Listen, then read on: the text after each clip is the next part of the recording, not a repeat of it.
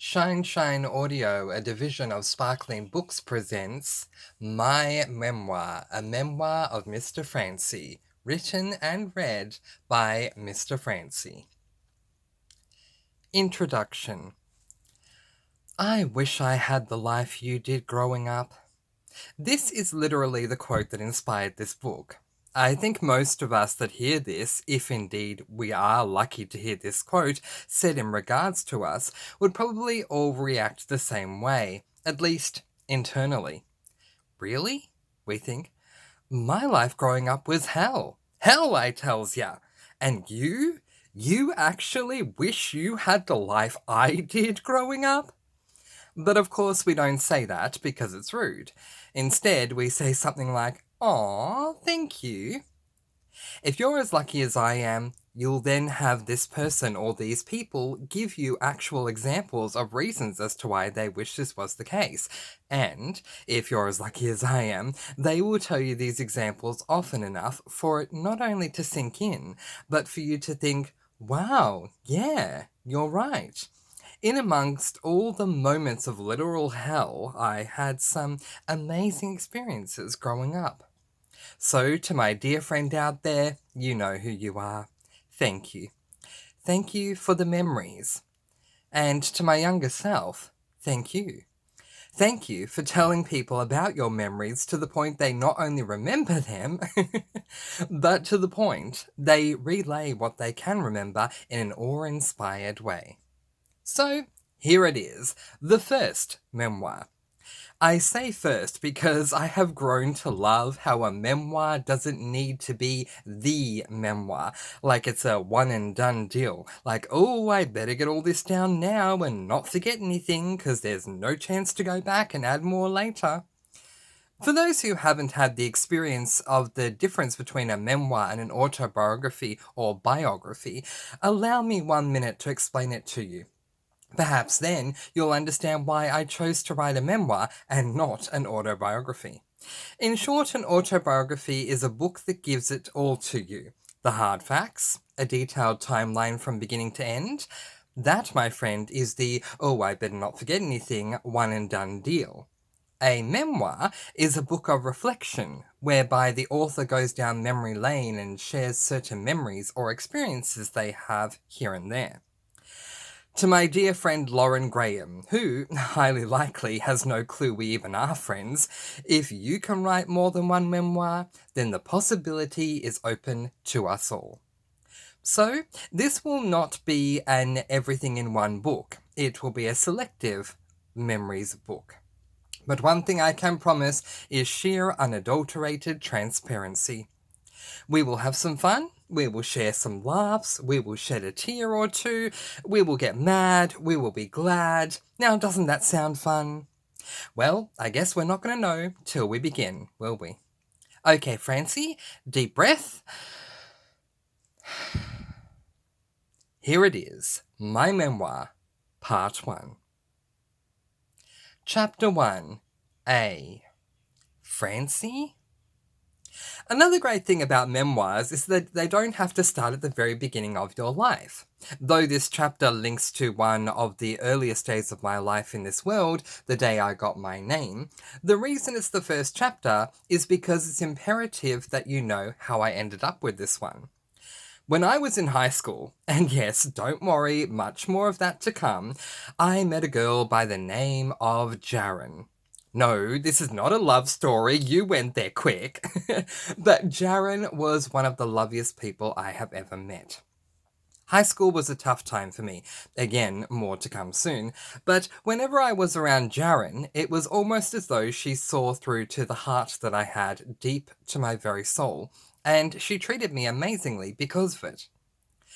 One of the first questions Hyacinth Bouquet would state would be the best way to start polite and civilized conversation is that of asking a person's name. While hey you and what's up and simply even hey are now considered norms, heck, we even do away with that and just jump in with how was your weekend, no name necessary. Respect dictates that we learn a person's name to show them we appreciate them enough to learn it. When Jaren asked me what my name was, I was happy to tell her. Francois, I said, as though it was the most normal name in the world. Okay, wait. Hold the phone. Back up the truck. Depending on where you live in the world, you would pronounce my name differently. There's a great line in the film The Birdcage where Nathan Lane's character is talking to his stepson's bride-to-be's parents about their surname. Oh yes, Coleman. The D is silent in America. It's Col de l'Isle Man or Col de la Mont in the Isle of France where Armand's chateau is. Col de la Mar in Greece, where Armand's work is, and finally the vulgar Coleman in Florida, where Armand's home is. So actually, we don't know where we are until we hear our last name pronounced. I've actually taken to thinking along the same lines, and when people ask me my name nowadays, my first thought is, well, my name is whatever you pronounce it to be. In primary school, elementary school if you're American, I had these snot-nosed bleeders that called me Frankios. I've had moments where people have called me Francis. Some have even used Francoisa, if you can believe it. But the closest and best a non-European would probably do is call me Francois. But if you're an Aussie, as Nathan Lane's character puts it, the vulgar Francois is used. See what I mean? My name is literally what you pronounce it to be. Jaren, for her part, bless her, seemed to battle between trying to say my name correctly and not being able to for a moment, before asking me a question that would literally forge the only nickname my mother has ever accepted. "Can I call you Francie?" she asked in the sweetest, most genuine tone I'd ever heard. "Of course," I said happily. Yep, that, my friends, is how Francie was born. That night, I told my mother of the nickname Jaren had adopted for me, and her first reaction was to mock it. I think she thought Jaren wasn't being genuine. But a few years later, Jaren planned a beautiful birthday for me and picked me up from my home for a night out on the town. This was the one and only time Jaren came to my home, and the only time she met my mother. But my mother's mind was changed in an instant when she heard the way Jaren spoke about me while saying Francie. Her eyes would light up, and she would say it in such a happy, positive, upbeat way that no one would ever have been able to deny her the use of it. Next to adopt the name was my high school friend Kylie. Then one or two more friends followed after high school. In my later years, I would go on to teach a course on YouTube, and not wanting to be too formal, simply added the word Mr. as a prefix and became Mr. Francie. Post that, I became a booktuber, which, for those who don't know, is a YouTuber who talks about books. Mr. Francie by then had become my YouTube name, and so the channel Mr. Francie Reads was born. I'm still on BookTube today, but even though the Reads part of my channel name is gone, to this day, Mr. Francie remains. People can be cruel no matter their age, and yes, I've experienced teasing with this name, including fancy pants, but honestly, I'll cop the teasing any day. Why? Because Francie, to me, is a much more accurate reflection of who I am. I am, unless I've just been woken up like a bear with a sore head, and then watch out. I am usually, I should say, positive, upbeat, and a happy person. The letter Y in Francie reflects that much better, in my humble opinion, than the pronounced A or A and R of the name in my birth certificate. Francie being a more accurate reflection than Francois or Francois. I guess the point is, A, my name is what you pronounce it to be. B, if you're an Aussie, it's most likely Francois or the English Francois. And C, you who are reading this now have my permission to call me Francie. The more you know, and star wipe. Chapter 1b. I Hate Humans, otherwise entitled Trollbutt. I hate humans. No, wait. I loathe humans. No, that's not fair. I mean, I don't hate humans every day. No, that's not fair either. Let's just put it this way. Humans have the ability to induce hatred in me. I wasn't lying in the last chapter when I said I'm usually a positive, upbeat, and happy person, but people can, and have, had the ability to induce hatred within me. Hatred to the point where all I can think is, that's it, I'm done, send me off to the funny farm, lock me up and throw away the key, I don't want to see another human again. Recent examples would come from my experience in customer service. Customers, you need to know this. You have the ability to be the absolute worst type of people there are. You can take anyone who works in customer service and literally shape the rest of their day merely by how you choose to interact with them. But more on that in a memoir likely referred to as "And Then I Became an Adult" or something. My earliest memory of hating humans came when I was in primary school. I ended up going to two different primary schools, Glenroy West Primary and Greenvale Primary. Let me define Glenroy West Primary School for you. Imagine the Bronx. Yep, see it clear in your mind. The culture, the attitudes, all the stereotypes attached to the words the Bronx, and that's Glenroy West Primary School. Okay, wait. They may be better now, so I'll put it this way. My experience when I was there was that it was the Bronx. I didn't fit in at all. I was this reader who would declare any time a play date came over, I just need to read first, then we can play. A fact to which my mother continues to remind me, and yet in retrospect, all I can think is, go me. Apparently, I was a no apologies, I am who I am type kid. Kudos, young Francie. But socialization is apparently key in a child's life. I'm not kidding either. I was kept back in the lowest grade you can be kept back in, kindergarten. Or, if Google is to be trusted, if you live in America, grade K. Yep, kinder. The grade where you, play with Play-Doh, dress up, listen to stories, and play in the little kinder playground? Yep, I was kept back in kinder. Oh, why, you ask? Because the teachers deemed that I, the future Mr. Francie, was not sociable enough. Well, excuse me, kinder teachers. My point is, 2 years after starting kinder, I was finally deemed socially competent enough to move on to primary school. Hello and welcome, Glenroy West. I was a good student. Not trying to toot my own horn here either, I'm literally just telling you how it is. Either I was an exceptionally bright kid in primary school, or the education provided at the school was a joke. I say this because no matter what work I would be given while at Glenroy West in a classroom, I would do it and be done before the end of the time allotted. Now, how did the teachers react? Oh, they were amazing. They would literally say, "Thank you, Francois. Now go back to your desk and wait for the bell." Yep. Now, if the bell were to ring in the next 2 minutes, I understand. But sometimes I would sit there for 15 to 20 minutes, as I call it, twiddling my thumbs. The socialization aspect wasn't much better. Oh, I tried to get in with the popular group. I did. But then Troll Butt happened. The story goes like this. The popular kids were playing with a troll pencil topper. Okay, wait, let's go back a bit. Trolls were huge back in the day.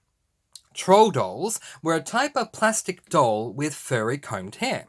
They were first created in the late 50s, introduced in 1959, and were popular on again and off again throughout the 60s, 70s, 80s, and 90s. They even made video games and videos based on these dolls. My point is, the popular kids were huddled around this troll pencil topper, and who happened on by but little old me? I asked them what they were doing, and they showed me the doll. Then one of them said, "You have to pat its butt. It's good luck if you pat its butt." Now, you're probably laughing or thinking, idiots. And upon reflection, I am too, but at the time I had no reason to believe they would lie to me. So, yep, I patted the butt of the troll. Well, imagine Sherry and Terry from The Simpsons giggling, and that was the reaction from the popular group. I'm guessing my face went beetroot red, and for the first time in memory, I experienced what embarrassment was. Suffice it to say, I remained an outcast moving forward, only now they had troll butt to spread round the school, making it even worse. Did I mention I hate humans? Hate is a word that was not allowed in my home growing up. We were made to reword that term to dislike or strongly dislike. So while I don't know if my first thought was, I hate humans, knowing what hate means nowadays, yeah, I did after that day. Another example of hating humans was something I learned in retrospect after an event occurred. Still at Glenroy West, I was playing with a friend of mine on top of this A-frame. For those who don't know of that term, I think it's called a climbing frame now. Imagine a jungle gym, but instead of being as elaborate as they are, an A-frame is literally something you climb going up and over, and the way it's formed shapes an A. Anyway, that's just a visual. My point is, my friend and I were sitting atop this A-frame at school when suddenly these kids walked by and called out, "Hey, chocolate milk!" Yeah, you've probably worked out by now, my friend wasn't white-skinned. Now, being academically gifted is one thing, but being consciously aware of things I was too privileged to know growing up as a white-skinned boy is something else. I asked my friend who they were, and he just shrugged it off and went right on talking about whatever it was we had been talking about to begin with. But curiosity had piqued within me, and that night after I got into the car with my mother, I asked her why these people called my friend chocolate milk. It was literally owing to my quizzical mind. I loved learning new things and wanted to know what I didn't know. My mother told me to wait in the car, and after we got home, she'd put my younger sister to bed. She then explained to me why the kids had said that. It broke my heart to hear it. I was a kid. More importantly, I guess, a kid who didn't see differences. This was the first time that I not only learned what racism was, but more importantly learned that there are people out there who live to put others down just to make themselves feel more superior. Did I mention I hate humans? Fortunately, this story has an upside. Turns out, the best ever well-kept secret was that my friend's mother was the school principal. I may not have known what racism or separatism was until that night, but I did know what karma was. And as I closed my eyes preparing for sleep, I couldn't help but picture the way it would be dealt with in the morning. Chapter 3. Daddy, please come back. Okay. People, grab some snacks and a drink, because while the last chapter dealt with reasons why I hate humans, this one deals with my first moment of real heartbreak. No, once again, this is not about a romantic relationship, though those will be coming up soon, so just be patient. I was born on May 12, 1986 to two parents, Leon and Steve. My mother, Leon, born Leoneur, then changed her name to Leon, was born in Holland, or you may know it as the Netherlands, or as they pronounce it over there, the Nederlands. My father, Steve, was to my knowledge born in Australia, but his parents came from the UK, England to be exact. I love that I have both cultures within me. I simply refer to them as my heart and my head. You know that old battle of emotion versus logic? I feel like I have the best combination of the two. The Dutch side taught me to love and to feel, fiercely. The English side taught me to be logical and to think, productively. Granted, Dutch people can be logical and lack emotion, just as much as English people can be emotional and feel, but my mother's upbringing taught me love. My father's upbringing taught me intellect. I can't honestly say I've had a lot of memories of my father growing up, which brings me to this chapter. One day when I was 7 and my sister 4, we heard our mother and father arguing over something. The argument was heated. I honestly don't remember the words used, nor do I think 7-year-old Francie knew what they were arguing about. What I felt was this negative energy pulsing through me, and I didn't like it. The next thing I knew, my father had left. Talk about heartbreak. One minute my family was intact. Mum, dad, son, daughter, household. The next, the dad was gone. I'm not going to spend long talking about that day, but I remember two things vividly in my mind. One, I slipped a note under the front door hoping my dad would read it, and two, my mother saying I even made his favourite food as she served us up some spaghetti dish for lunch. The note was out of desperation. It read something along the lines of, "Daddy, please come back. Please don't go. I'll be a good boy. I promise." As an adult compartmentalizing, I'm almost on the verge of tears for younger me. This kid who fully believes it's his fault, his dad has left, begging him to return. By the time lunch was over that day, I knew he wouldn't come back, at least not to live with us again. So I opened the door and grabbed the note. No point in leaving it there for my mum to find. I need to be clear here. No one at all ever told me that my dad left because of me. Not then, and definitely not since then. But I think it's in a child's nature to believe it's because of something they did. It took a while to convince me that it wasn't my fault, however, and I'm thankful to my mother for setting me up with a pediatrician and also a counsellor to get me through the tough times. Parents, if I can impart any wisdom from this, it's the following. If you and your partner split and or divorce, it's not enough not to say it's your fault to your child.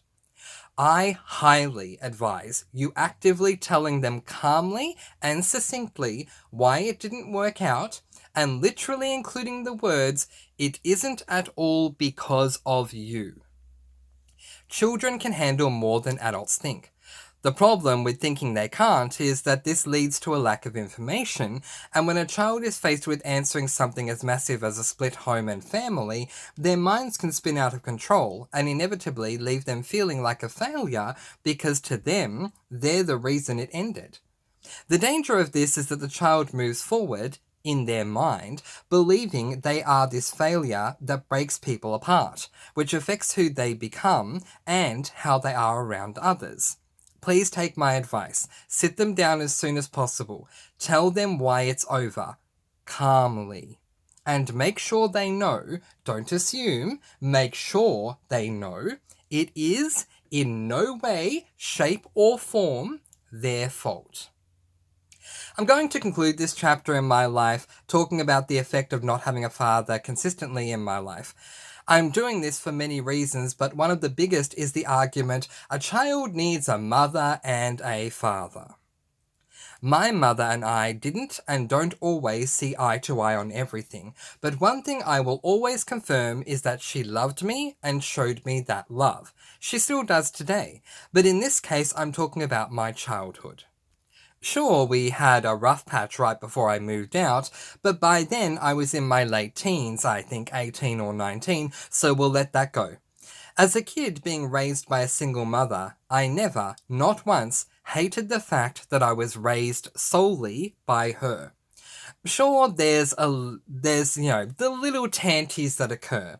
Can't have a play date, I can't pick you up, you need to catch the bus, you can't go to that party, that movie is too adult for you. But seriously, all that aside, my mother loved me and showed me that love constantly. I never felt that there was a hole that needed to be filled owing to my father's absence. Okay, once, when I was learning to shave, but that's because it's a father-son thing, right?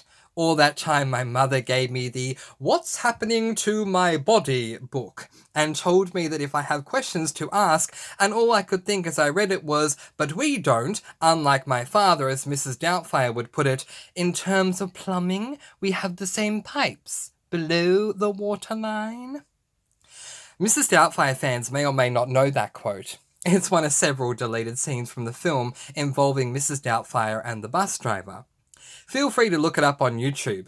Mrs. Doubtfire deleted scenes.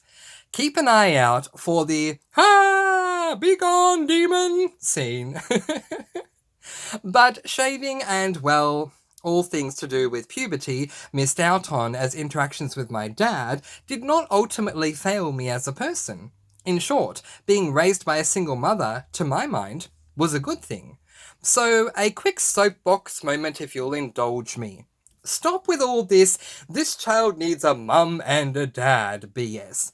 If little Jamie has one mum, one dad, two mums, or two dads, the main point is Jamie will be loved. And after all, isn't that much more of a priority than specifically having one representation of each gender to raise a child? To answer for my own experience, my mother played both roles in one, and I have mad respect for her to this day, raising two children on her own. My dad was never completely out of my life. My sister and I used to see him every second weekend.